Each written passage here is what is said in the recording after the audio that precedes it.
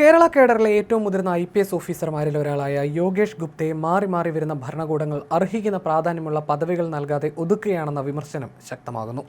1997 April 6-ന് junior IPS ഓഫീസറായിരിക്കെ Bevco MD ആയി നിയമിക്കപ്പെട്ട അദ്ദേഹം 29 വർഷം നീണ്ട സർവീസിനു ശേഷം 2026 ജൂലൈയിൽ സംസ്ഥാനത്തെ ഏറ്റവും സീനിയർ DGP പദവിയിൽ നിൽക്കുമ്പോഴും ബവ്കോയുടെ CMD എന്ന തികച്ചും അപ്രധാനമായ പദവിയിലാണ് അവരോധിക്കപ്പെട്ടിരിക്കുന്നത്. MR അജിത് കുമാറിന്റെ സസ്പെൻഷനെ തുടർന്ന് ഒഴിവന്ന തസ്തികയിലേക്കാണ് യോഗേഷ് ഗുപ്തയുടെ ഈ നിയമനം. സത്യസന്ധതയും കൃത്യനിഷ്ഠയും മുൻനിർത്തി പ്രവർത്തിക്കുന്ന കഴിവുറ്റ ഉദ്യോഗസ്ഥരുടെ അധികാരികൾ കാണിക്കുന്ന ഇരട്ടത്താപ്പിന്റെ തെളിവാണിതെന്ന് മാധ്യമപ്രവർത്തകൻ അനിൽ നമ്പ്യാർ ഉൾപ്പെടെയുള്ളവർ ചൂണ്ടിക്കാണിക്കുന്നു. ഇരിക്കാൻ പറയുമ്പോൾ കിടക്കുന്നവരെ മാത്രം അംഗീകരിക്കുന്ന നിലവിലെ ഭരണ സംവിധാനത്തിൽ കൊടിയുടെ നിറമോ വ്യക്തിപരമായ താല്പര്യങ്ങളോ നോക്കാതെ തീരുമാനങ്ങൾ എടുത്തതാണ് യോഗേഷ് ഗുപ്തയ്ക്ക് വിനയായത്. വിജിലൻസ് ഡയറക്ടറായിരുന്ന കാലയളവിൽ വിട്ടുവീഴ്ചയില്ലാത്ത നിലപാടുകളാണ് യോഗേഷ് ഗുപ്ത സ്വീകരിച്ചത്. എന്നാൽ ഇതിന്റെ പേരിൽ പിണറായി സർക്കാരിന്റെ കണ്ണിലെ കരടായി മാറാനായിരുന്നു അദ്ദേഹത്തിന്റെ വിധി. കണ്ണൂർ ജില്ലാ പഞ്ചായത്ത് മുൻ പ്രസിഡന്റ് PP ദിവ്യയുടെ സ്വത്ത് സംബന്ധിച്ച് അന്വേഷണം നടത്തണമെന്ന് അദ്ദേഹം നൽകിയ ശുപാർശ സർക്കാർ അംഗീകരിച്ചില്ല.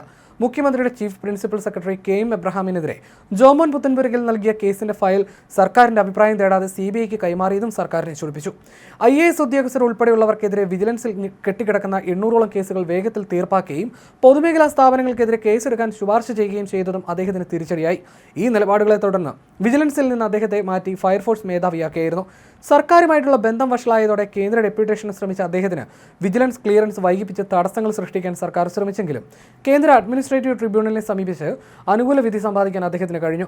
കേന്ദ്ര ഏജൻസികളായ CBIയിലും എൻഫോഴ്സ്മെന്റ് ഡയറക്ടറേറ്റിലും 7 വർഷത്തോളം സേവനമനുഷ്ഠിച്ച യോഗേഷ് ഗുപ്ത രാജ്യശ്രദ്ധ നേടിയ നിരവധി കേസുകൾ തെളിയിച്ച അന്വേഷണ ഉദ്യോഗസ്ഥനാണ്.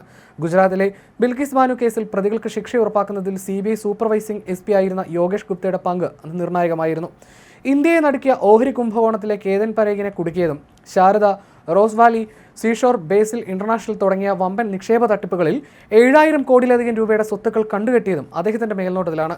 20,000 കോടിയുടെ ബാങ്ക് തട്ടിപ്പുകൾ പുറത്തു കൊണ്ടുവരികയും ഒഡീഷയിൽ നിയമവിരുദ്ധ ഖനനം തടയുകയും ചെയ്തു. ഇതിനെല്ലാം പുറമെ 2011 രാഷ്ട്രപതിയുടെ വിശിഷ്ട സേവാ മെഡലും അദ്ദേഹത്തിന് ലഭിച്ചിട്ടുണ്ട്. യൂണിഫോം പദവികളിൽ മാത്രമല്ല ഭരണതലപ്പത്തും മികവ് തെളിയിച്ച ഉദ്യോഗസ്ഥനാണ് അദ്ദേഹം. 600 കോടി രൂപയുടെ നഷ്ടത്തിലായിരുന്ന സപ്ലൈകോയെയും തകർച്ചയുടെ വക്കിലായിരുന്ന കേരള ഫിനാൻഷ്യൽ കോർപ്പറേഷനെയും നഷ്ടത്തിൽ നിന്ന് കരകയറ്റി ലാഭത്തിലേക്ക് നയിക്കാൻ അദ്ദേഹത്തിന്റെ ഭരണതന്ത്രജ്ഞതയ്ക്ക് കഴിഞ്ഞു. മുൻപ് ബവ്കോ CMD ആയിരുന്നപ്പോൾ ബാറുകൾക്ക് ലാഭവിഹിതം വർദ്ധിപ്പിച്ച് ഖജനാവിലേക്ക് അധിക വരുമാനം എത്തിക്കാനും അദ്ദേഹത്തിന് സാധിച്ചിരുന്നു. 3 വർഷത്തിനിടെ 7ഓളം തവണ സ്ഥാനചലനങ്ങൾ നൽകി ഒതുക്കാൻ ശ്രമിച്ചിട്ടും നിയമ പോരാട്ടത്തിലൂടെ കേന്ദ്ര ഡെപ്യൂട്ടേഷനിലേക്ക് വഴി തുറന്ന യോഗേഷ് ഗുപ്ത ഭാവിയിൽ ED അല്ലെങ്കിൽ CBI പോലുള്ള കേന്ദ്ര ഏജൻസികളുടെ മുൻനിര പദവികളിൽ എത്തിയേക്കാം. 2030 വരെ സർവീസ് കാലാവധിയുള്ള ഇദ്ദേഹം കേന്ദ്രതലത്തിൽ നിർണായക സ്ഥാനങ്ങളിലേക്ക് വരുന്നത് സംസ്ഥാനത്തെ പല പ്രമുഖ രാഷ്ട്രീയ നേതാക്കൾക്കും ഉദ്യോഗസ്ഥർക്കും ആശങ്ക പരത്തുന്നുണ്ട്. 7000 കോടിയിലേറെ രൂപയാണ് വിവിധ നിക്ഷേപ തട്ടിപ്പ് കേസുകളായി ഇദ്ദേഹം കണ്ടുകെട്ടിയത്. റോസ് വാലി നിക്ഷേപ തട്ടിപ്പ് കേസ് അന്വേഷണത്തിന്റെ ഭാഗമായി വിവിധ സംസ്ഥാനങ്ങളിലെ 4000 ബാങ്ക് അക്കൗണ്ടുകളിലെ 10 മില്യൺ ഇടപാടുകളാണ് ഇദ്ദേഹം മുൻപ് പരിശോധനയ്ക്ക് വിധേയമാക്കിയിരുന്നത്. സാമ്പത്തിക തട്ടിപ്പുകൾ മാത്രമല്ല, ചിമ്പാൻസിയെയും കാണ്ടാമൃഗത്തെയും കടത്താൻ ശ്രമിച്ച കേസിലെ പ്രതികളെയും ഇദ്ദേഹം പിടികൂടിയിരുന്നു. മഹാരാഷ്ട്രയിലെ മുംബൈ സ്വദേശിയാണ്. ഒട്ടേറെ കേസുകളിൽ കഴിവ് തെളിയിച്ച ഉദ്യോഗസ്ഥനാണ് യോഗേഷ് ഗുപ്ത എന്നതാണ് വസ്തുത.